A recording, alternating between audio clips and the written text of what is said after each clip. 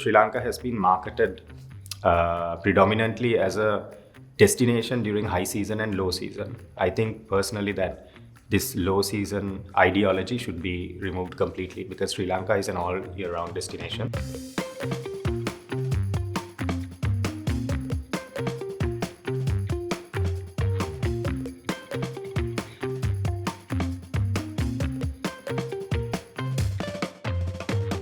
We placed ourselves uniquely in a way so that because I saw quite a lot of gaps in the market, especially in terms of highlighting Sri Lanka as a boutique destination. We have traditionally placed ourselves and positioned ourselves as just a traditional tourist destination, not so much focusing on the culture or the history. Well, to a certain extent, yes, but it's mostly been the conventional hotels. Here we are focusing more on the property and the location per se, and also giving customers who are interested in architecture, who are interested more in experiential luxury, an opportunity to experience Sri Lanka in a different way. And all our villas are sort of unique and designed by different owners, and they're practically holiday homes of these owners. It's not a certain standard that we have a blueprint across all villas. It's that each villa is unique and they have their own experience and they have their own uniqueness. So three main pillars that we focus on is history, architecture and culture. This was something Sri Lanka always had, but when it meant staying at private villas, Sri Lanka wasn't a popular destination, unlike similar destinations in Asia like Thailand or Bali. But now this is a growing trend, especially post the pandemic. If we take some of our key properties, we treat all the properties quite alike, but there are different properties which excite different people. For example, from an architectural perspective, I'd probably say that we have a couple of properties that are designed, like if we take, for example, Villa Vista in Mirissa, it's designed by an architect called Shigeru Ban, who worked with a very famous local architect, Philip Viratna as well. So he's quite a famous Japanese architect that's featured globally and is award-winning. And then obviously one of the most famous Sri Lankan architects, Jeffrey Bawa. So the house next to actually the Shigeru Ban house is owned by the Jayawardena family, and it was previously owned by late Sri Lankan President J.R. Jayawardena. So this is technically the last house which was designed and also supervised and built by Jeffrey Bawa. So that property is also quite unique. It was featured in quite a few publications worldwide. And it's a stunning property seated on 15 acres of land overlooking the Mirissa and Waligama Bay. So these are good two mixes of properties. And if I am to mention probably one more property we have to add to the mix, one in Dambulla, which is the River House, which is situated very close to one of the other larger hotels, but it's seated on 5 acres of land. And it's unique because it's very open, earthly, and you feel very grounded when you visit that property. So it all depends on what the guest is looking for.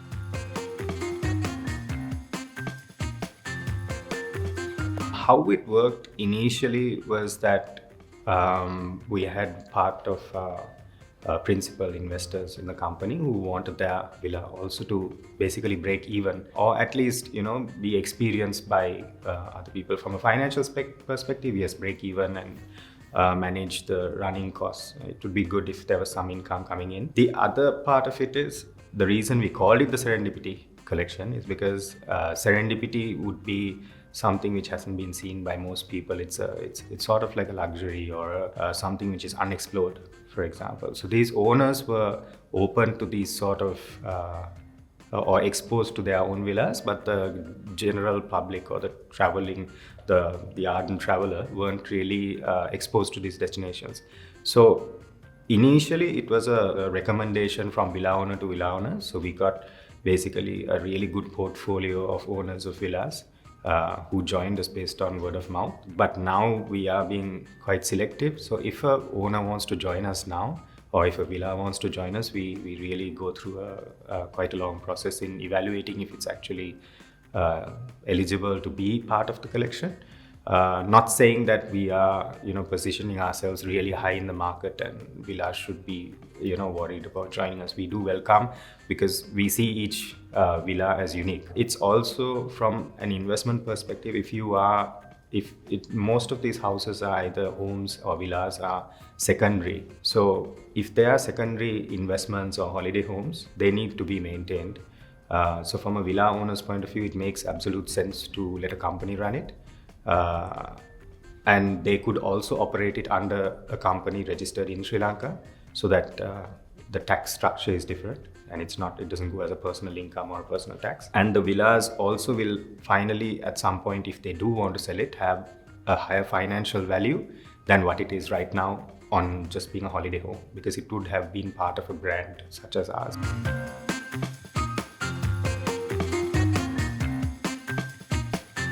Having been in this industry for quite some time, Sri Lanka has focused on conventional ways of promoting the country. Obviously, it has to be a good mix of how it works for the industry and certain segments. Now, from not speaking from the side of an authoritative or authority per se, but as individuals, now I see most of the brands, such as even the Serendipity collection, using our own strategy to market the destination. So how we do things is we focus quite a lot on direct bookings, on digital. Most of our marketing budgets on digital and online. So this hotel space can be marketed, especially the villa space. Not saying that we'd market on certain sites that are not, beneficial for us. We would obviously put a lot of money into whether it's social media marketing, digital marketing. We do still have a mix of print media as well, which is very important, and also still the personal touch that we lost during the pandemic with the agents. So as long as you have that right type of mix with the right ratio and percentages that you expect and perceive from these areas, then you're fine. Also, Sri Lanka has been marketed predominantly as a destination during high season and low season. I think personally that this low season ideology should be removed completely, because Sri Lanka is an all year round destination. If you take the usual high season is November to probably April.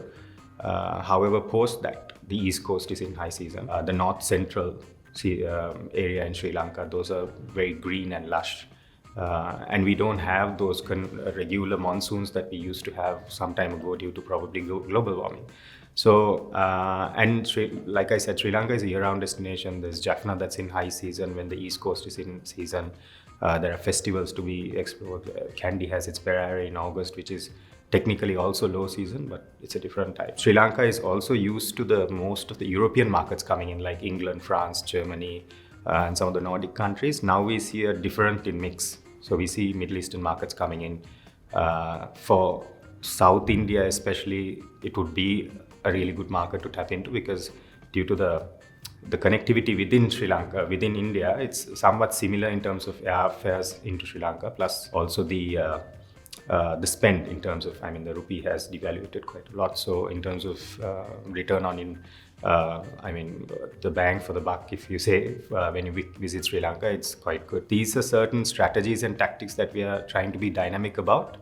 Not just looking at some of the old traditional ways that things have been done so far, but also making sure that we target the right market segments and look at the villa business as a year-round business, which is why we have invested in villas island-wide. We would like to explore more villas probably in the north and the east as well.